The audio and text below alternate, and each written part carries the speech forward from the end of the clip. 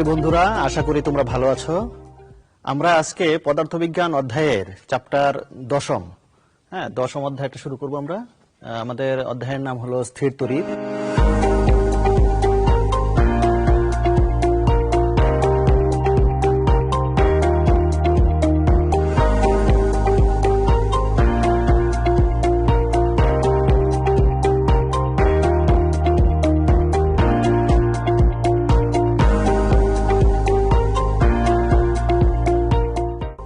স্থির তড়িৎ ক্লিয়ার করে বোঝার জন্য আমাদের প্রথমেই জানতে হবে চার্জ বা আধান। তো এখানে আমরা জানি যে স্বাভাবিক অবস্থায় কোনো একটা পরমাণুতে নাম্বার অফ ইলেকট্রনস এবং নাম্বার অফ প্রোটনস সমান থাকে। যেমন আমরা যদি একটা আইসোলেটেড অ্যাটমের কথা বা পরমাণুর কথা চিন্তা করি, এটা হলো তার নিউক্লিয়াস। নিউক্লিয়াসের বাইরে বিভিন্ন শেলে ইলেকট্রনগুলো অবস্থান করে। তো কোনোভাবে যদি এই ইলেকট্রনটাকে এখান থেকে আমরা সরিয়ে নিতে পারি, এবং তাছাড়া আমরা জানি যে কোনো একটি পরমাণুতে নাম্বার অফ ইলেকট্রনস যে আউটার মোস্ট অরবিটে বা সর্বোচ্চ স্তরে যে ঘোরাফেরা করে বা চলাচল করে, তো এই ইলেকট্রনগুলো সামহাও আমরা জানি যে লুজলি বাউন্ড, হালকাভাবে আবদ্ধ থাকে আউটার মোস্ট অরবিটের ইলেকট্রনগুলো। তো সেখান থেকে ইলেকট্রনগুলো যদি কোনোভাবে সরানো যায় কোনো একটি ইলেকট্রনকে, তখন এই ইলেকট্রন হারিয়ে পুরো পরমাণুটি ধনাত্মক চার্জে চার্জিত হয়। এবং এই যে ইলেকট্রনের আদান প্রদান হয়, তো এখানে আমরা স্বাভাবিক অবস্থায় কোনো একটি পরমাণু থেকে ইলেকট্রন যদি রিমুভ করি বা সরিয়ে নেই, তখন পরমাণুটি ধনাত্মক চার্জে চার্জিত হয় আমরা বলি, কারণ সেক্ষেত্রে প্রোটনের আধিক্য থাকবে। আমরা জানি প্রোটন ধনাত্মক চার্জে চার্জিত একটি কণিকা। অন্যদিকে ইলেকট্রন যদি এই পরমাণুতে আসে, তাহলে এই পরমাণুটি ঋণাত্মক চার্জে চার্জিত হবে। এবং এই আদান প্রদান মূলত আসলে চার্জিত হওয়ার যে বিষয়টি, এটা আসলে ইলেকট্রনেরই স্থানান্তরের বিষয়। কারণ আমরা জানি ইলেকট্রন খুব হালকা কণিকা এবং ইলেকট্রনের ভর হলো 9.1 × 10⁻³ কেজি। অন্যদিকে আমরা একটি প্রোটনের ভর জানি 1.673 × 10⁻27 কেজি। আমরা দেখতে পাচ্ছি যে একটা ইলেকট্রন একটা প্রোটনের তুলনায় অনেক গুণ হালকা। এই হালকা হওয়ার কারণে, যেহেতু ইলেকট্রনের ভর খুবই কম, সেই কারণে একটা ইলেকট্রন পরমাণু থেকে যাওয়া কিংবা আসা সহজতর হয় প্রোটনের তুলনায়। তো এখানে ইলেকট্রন যাওয়া আসার মাধ্যমে যে চার্জিত হওয়ার বিষয়, এখন এই ইলেকট্রন যাওয়া আসা বা চার্জিত হওয়ার যে বিষয়, এই বিষয়টি নির্ভর করে দুটি বস্তু ঘর্ষণের ফলে ইলেকট্রন কোন পদার্থ থেকে কোন পদার্থের দিকে যাচ্ছে। তো এক্ষেত্রে আমাদের একটু জেনে রাখা দরকার, এই যে ইলেকট্রনের আদান প্রদান, দুটো বস্তুকে ঘর্ষণের ফলে যে ইলেকট্রনের আদান প্রদান ঘটে, এই ইলেকট্রনের আদান প্রদানের যে বিষয়টি, সেই বিষয়টি নির্ভর করে ইলেকট্রন আসক্তির উপর। স্বাভাবিক অবস্থায় কোনো একটি পরমাণু তার যতটুকু ইলেকট্রন আছে বা যত সংখ্যক ইলেকট্রন আছে, তার চেয়ে কিছু বেশি সংখ্যক ইলেকট্রন সে রাখতে চায়। দেখা যায় যে যদি আমরা সিল্ক বা রেশম কাপড়ের কথা চিন্তা করি, রেশম, এবং যদি কাঁচ দণ্ড হয়, তাহলে দেখা যায় যে এই কাঁচ দণ্ডকে যদি আমরা রেশম কাপড় দিয়ে বা সিল্ক দিয়ে যদি ঘষি, তখন এই রেশমের ইলেকট্রন আসক্তি দেখা যায় যে কাঁচের ইলেকট্রন আসক্তির চেয়ে বেশি।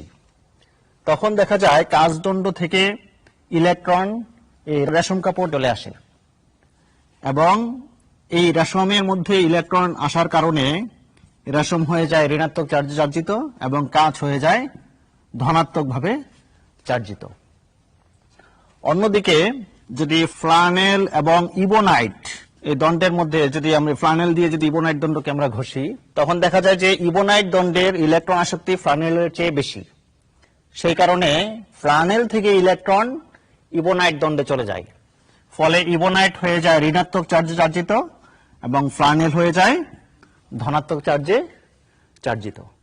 তাহলে শিক্ষার্থী বন্ধুরা, আমরা দেখলাম যে দুটো বস্তুকে আমরা যদি ঘর্ষণের মুখোমুখি করি বা একটা বস্তু দিয়ে যদি আরেকটি বস্তুকে আমরা ঘষি, তখন এই ইলেকট্রনের যে আদান প্রদান, সেটি যে বিষয়ের উপর নির্ভর করে তাকে বলা হয় ইলেকট্রন আসক্তি।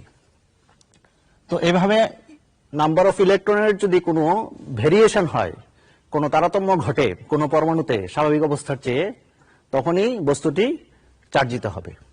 এবার আমরা আলোচনা করব তড়িৎ আবেশ।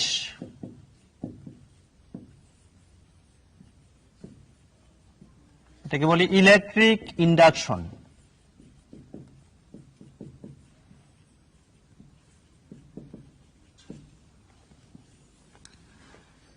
আমরা এখানে প্রথমে এই বিষয়টি বোঝানোর জন্য একটি অচার্জিত বস্তু ব্যবহার করলাম। ধরি এর নাম হলো এবি। এখানে আমরা ধরে নিলাম ঘর্ষণ পদ্ধতি একটি ইবোনাইট দণ্ডকে ঋণাত্মক চার্জের চার্জিত করে আমরা এবি পরিবাহীর নিকটে নিয়ে আসলাম। দ্যাট ইজ, এটা হলো ইবোনাইট দণ্ড। আমরা জানি যে ফ্লানেল দিয়ে ইবোনাইট দণ্ডকে ঘষলে পরে ইবোনাইট দণ্ডটি ঋণাত্মক চার্জে চার্জিত হয়। আমরা কিন্তু এই ইবোনাইট দণ্ডটিকে, চার্জিত ইবোনাইট দণ্ডটিকে এবি পরিবাহীর সাথে স্পর্শ না করিয়ে কিন্তু এই কাজটি করতেছি। তো এখানে যেহেতু ইবোনাইট দণ্ডে ইলেকট্রন আছে এবং অতিরিক্ত ইলেকট্রন আছে, এবং এর ফলে আমরা বলে নেই যে এটি ঋণাত্মক চার্জে চার্জিত। তো আমরা জানি স্বাভাবিক অবস্থায় এবি পরিবাহের মধ্যেও ইলেকট্রন প্রোটন আছে। তো সেই কারণে যেহেতু এটি ঋণাত্মক চার্জে চার্জিত, আমরা এই এবি পরিবাহীর মধ্যে যে প্রোটনগুলো, দ্যাট ইজ পজিটিভ চার্জগুলো আছে, সেগুলো আমরা ধরে নিচ্ছি যে এ প্রান্তের দিকে এসে জমা হবে।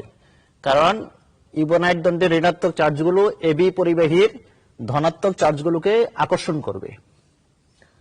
অন্যদিকে এই ইবোনাইট দণ্ডের উপস্থিতির কারণে, চার্জিত ইবোনাইট দণ্ডের উপস্থিতির কারণে এবি পরিবাহীর মধ্যে যে ইলেকট্রন ছিল, সেই ইলেকট্রনগুলো এই ইবোনাইট দণ্ডের ইলেকট্রন দ্বারা বিকর্ষিত হয়ে বি প্রান্তের দিকে জমা হবে।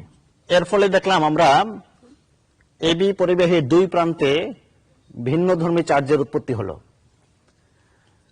তারপরের স্টেপে আমরা বি প্রান্তকে আমরা করব কি, আর্থিং করে দিব।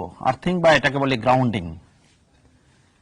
আমরা জানি যে এই পৃথিবী হলো ঋণাত্মক আধানের একটি বিশাল ভান্ডার, অর্থাৎ ভূমিতে ইলেকট্রনের কোনো ঘাটতি বা কমতি নেই। এর ফলে এই ভূমি থেকে ভূমির যত সংখ্যক ইলেকট্রন সে নিতে পারবে প্রয়োজনে, কিংবা যত সংখ্যক ইলেকট্রন ভূমি রিলিজ করতে পারবে বা দিতে পারবে। তো আমরা দেখতে পাচ্ছি যে বি প্রান্তে ইলেকট্রনের আধিক্য, এবং এই বি প্রান্তের ইলেকট্রনগুলো তখন ভূমির দিকে এসে, অর্থাৎ এখানে এসে আর্থিং হয়ে যাবে, দ্যাট ইজ তারা ভূমিতে পতিত হবে। এর ফলে কি ঘটনা ঘটতেছে শিক্ষার্থী বন্ধুরা, এখানে এবি পরিবাহীর পজিটিভ চার্জগুলো এই পাশে থাকলো, আর আর্থিং করার ফলে আমাদের বি প্রান্তের যে ইলেকট্রনগুলো, সেই ইলেকট্রনগুলো আর থাকলো না। এক্ষেত্রে আমরা এই আর্থিং লাইনটিকে তার পরবর্তী স্টেপে ডিসকানেক্ট করব, অর্থাৎ তাকে কেটে দিব। তারপরের স্টেপে হচ্ছে, এই হলো আমাদের তৃতীয় চিত্র দেখা যাচ্ছে। তারপরের স্টেপে আমরা এই বস্তুটিকে, অর্থাৎ চার্জিত ইবোনাইট দণ্ডটিকে আমরা সরিয়ে নিব। এটাকে যদি আমরা সরিয়ে নেই, তখন এবি পরিবাহীর মধ্যে আমরা দেখতে পাচ্ছি শুধুমাত্র প্রোটনের আধিক্য, এবং এই প্রোটনগুলো সমগ্র পরিবাহীতে এরকম ছড়িয়ে ছিটিয়ে থাকবে।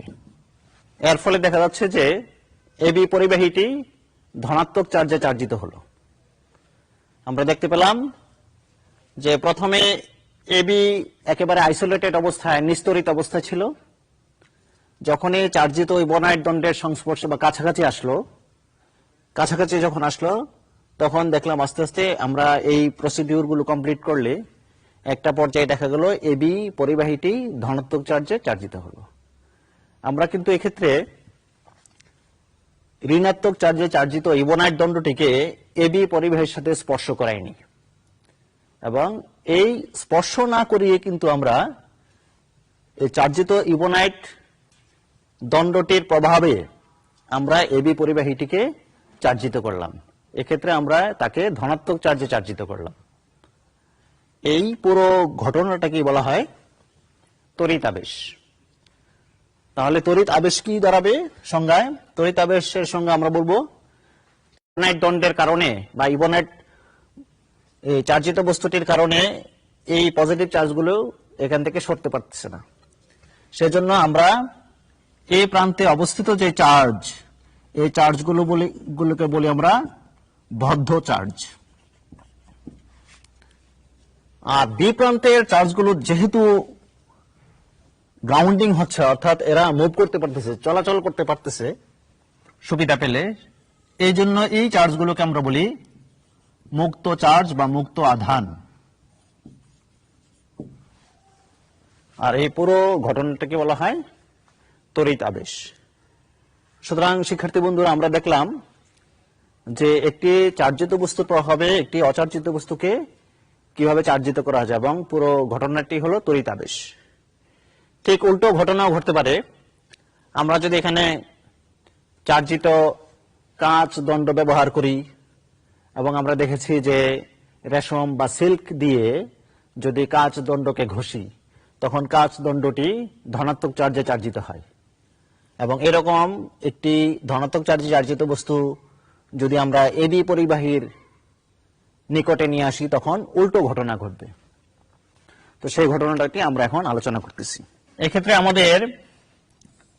আমরা ধরে নিচ্ছি যে চার্জিত কাঁচ দণ্ড, এরা হলো পজিটিভলি চার্জড। আমার এবি পরিবাহী, এটা হলো অচার্জিত, কিন্তু এই চার্জিত কাচদণ্ডের প্রভাবে এখানে এবি পরিবাহী ঋণাত্মক চার্জগুলো এখানে পাইল আপ হবে, অর্থাৎ জমা হবে এই প্রান্তে। অন্যদিকে ধনাত্মক চার্জগুলো বি প্রান্তের দিকে জমা হবে।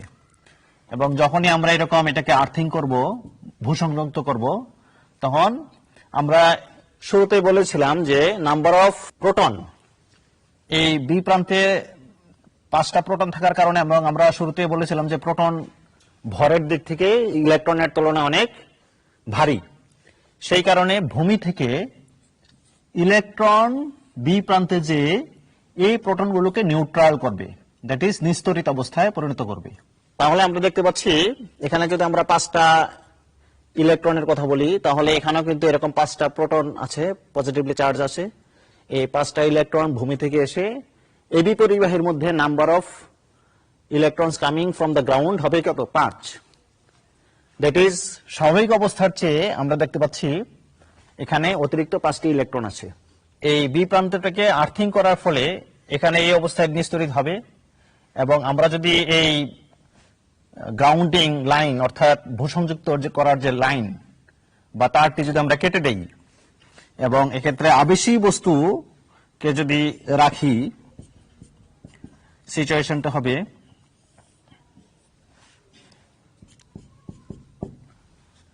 এই অবস্থা হবে।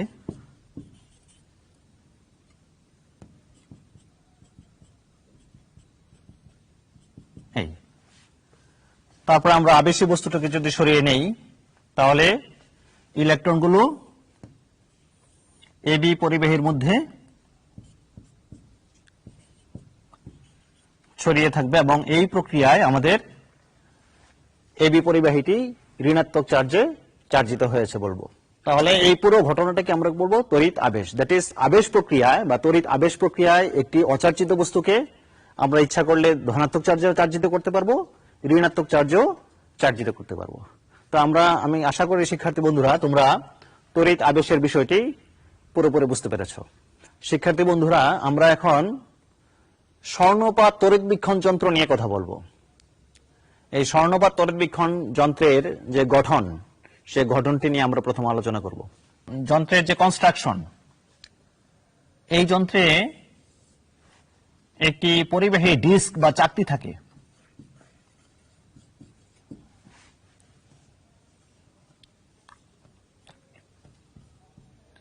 এবং এখানে দুটো পাত থাকে, এই যেরকম হুক বা আংটার সাহায্যে লাগানো পাত দুটো ঠিক এরকম, এটাকে দেখানো হয়েছে এভাবে। এই পাত দুটো ঝুলতে পারে, অর্থাৎ এরা পরস্পরের দিকেও আসতে পারে, পরস্পর থেকে দূরেও সরে যেতে পারে। এখানে একটি কর্ক থাকে, আর এই পুরো এই যে দুটো পাত আমরা ব্যবহার করি, এই পাত দুটো সাধারণত স্বর্ণপাত হয়ে থাকে। তখন এই কর্কের সাথে কর্ক লাগিয়ে পুরো যন্ত্রটিকে আমরা একটি কাচের কন্টেইনারে আবদ্ধ রাখি। তো আমাদের এই পরীক্ষা চলাকালে কোনো ধরনের ডিস্টার্ব বা কোনো ঝামেলা যেন না হয়, সেজন্য আমরা আর্দ্রতা অ্যাভয়েড করার জন্য আমরা এখানে একটা পাত্র ব্যবহার করি।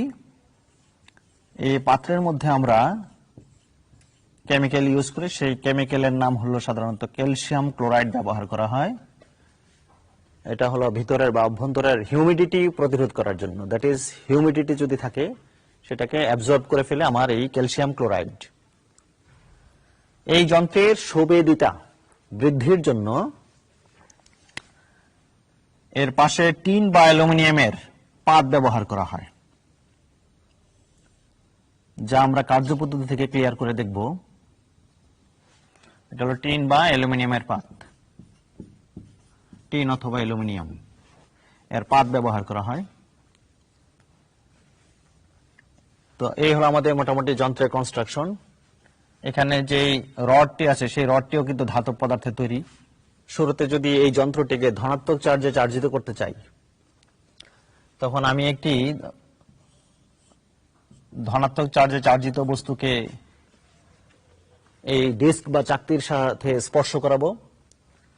স্পর্শ করলে আমার এই যে স্বর্ণপাত, এই স্বর্ণপাত থেকে ইলেকট্রন এই পরিবাহীর গা বেয়ে এই চার্জিত বস্তুকে নিস্তরিত করার চেষ্টা করবে এবং এই স্বর্ণপাত দুটো ইলেকট্রন হারিয়ে এই পাত দুটো ধনাত্মক চার্জে চার্জিত হবে। তো আমরা জানি যে চার্জের সাধারণ বৈশিষ্ট্য সমধর্মী চার্জ পরস্পরকে বিকর্ষণ করে এবং বিপরীতধর্মী চার্জ পরস্পরকে আকর্ষণ করে। তখন এই বিকর্ষণ তাদের মধ্যে, এই দুইটা প্লেটের মধ্যে একটা বিকর্ষণ বল কাজ করবে। তো শিক্ষার্থী বন্ধুরা, আমরা দেখতেই পাচ্ছি যে বিকর্ষণ বল কাজ করলে এই দুটো পাত কিন্তু এই অবস্থায় থাকার কথা নয়। তখন এরা একে অপরকে বিকর্ষণ করার কারণে ধনাত্মকভাবে চার্জিত হয়ে এরা পরস্পর থেকে দূরে সরে যাবে, এরকম দূরে সরে যাবে। তো স্বর্ণপাত দুটো খুবই পাতলা নেওয়া হয় যন্ত্রের সুবিধাটা বৃদ্ধির জন্য। তারপরেও যদি এরা যে চার্জ লাভ করলো এই প্রক্রিয়ায়, সে চার্জের পরিমাণ যদি খুব কম হয়ে থাকে, নিজস্ব ওজনের কারণে পাত দুটোর মধ্যে গ্যাপ বা যে ফাঁকা জায়গা যে বৃদ্ধি পাওয়া, গ্যাপ বৃদ্ধি পাওয়া, সেটি আমাদের দৃষ্টিগোচর নাও হতে পারে। তখন আমরা ওই অবস্থাটাকে ট্যাকেল দেওয়ার জন্য, অর্থাৎ পুরোপুরি বোঝার জন্য আমরা বলেছি শুরুতেই যে এখানে টিন বা অ্যালুমিনিয়ামের পাত ব্যবহার করা হয় যন্ত্রের সুবিদিতা বৃদ্ধির জন্য। ওই অবস্থায় আমার এই টিন বা অ্যালুমিনিয়ামের পাতের সাথে এই স্বর্ণপাত যখন ধনাত্মক চার্জে চার্জিত হয়ে যায়, এই ধনাত্মক চার্জে চার্জিত হওয়ার ফলে টিন বা অ্যালুমিনিয়ামের পাতের সাথে এই চার্জিত বস্তুর একটি তড়িৎ আবেশ তৈরি হয় এবং আমরা দেখতে পাচ্ছি যে এখানে এটি চার্জিত, এটি অচার্জিত। সুতরাং অচার্জিত বস্তুটির কাছাকাছি একটি চার্জিত বস্তু আছে, অতঃপর আমরা সিদ্ধান্ত নিতে পারি যে টিন বা অ্যালুমিনিয়ামের পাতটি বিপরীত চার্জে, এখানে বিপরীত চার্জ আবিষ্ট হবে। সিমিলারলি এখানেও আমাদের এইরকম বিপরীত চার্জ আবিষ্ট হবে। ফলে এই দুটো পাতে এই প্রক্রিয়ায় চার্জের পরিমাণ কম হলেও টিন বা অ্যালুমিনিয়ামের পাতের উপস্থিতির কারণে তাদের মধ্যে পারস্পরিক বল বেড়ে যাবে, অর্থাৎ এই আকর্ষণ তাদের মধ্যে কাজ করবে। এই আবেশ প্রক্রিয়া হওয়ার কারণে তাদের মধ্যে আকর্ষণ কাজ করবে এবং বাহির থেকে আমরা এই যন্ত্রের দিকে তাকিয়ে বুঝতে পারবো যে কিভাবে এটি চার্জিত হচ্ছে এবং আদৌ চার্জিত হয়েছে কিনা সেটি আমাদের দৃষ্টিগোচর হবে। এই প্রক্রিয়ায় আমরা এই যন্ত্রটিকে ধনাত্মক চার্জে চার্জিত করতে পারি। ঠিক অপোজিট প্রক্রিয়া অবলম্বন করে এই স্বর্ণপাত তড়িৎবীক্ষণ যন্ত্রকে কিভাবে ঋণাত্মক চার্জে চার্জিত করা যায় সেটি তোমরা টেক্সট বুক অনুসরণে, তোমাদের পাঠ্য বই অনুসরণ করে তোমরা ওই প্রসিডিউরটা জেনে নেবে। চার্জ কি আমরা মোটামুটি এটুকু জানলাম, আধান বা চার্জ কিভাবে উৎপন্ন হয়, তারপর তড়িৎ আবেশ এবং এই আবেশ প্রক্রিয়ায় কিভাবে একটি বস্তুকে বা একটি অচার্জিত বস্তুকে ধনাত্মক বা ঋণাত্মক চার্জে চার্জিত করা যায়, এবং আমরা শিখলাম স্বর্ণপাত তড়িৎবীক্ষণ যন্ত্র সম্পর্কে। এই স্বর্ণপাত তড়িৎবীক্ষণ যন্ত্রটিকে আমরা কিভাবে ধনাত্মক চার্জে চার্জিত করতে পারি আমরা সেটি শিখলাম। তোমরা বাসায় বাড়ির কাজ হিসেবে স্বর্ণপাত তড়িৎবীক্ষণ যন্ত্রকে কিভাবে ঋণাত্মক চার্জে চার্জিত করা যায় এটি একটু বাড়িতে করবে। তো আমরা বাড়ির কাজ লিখে দিচ্ছি।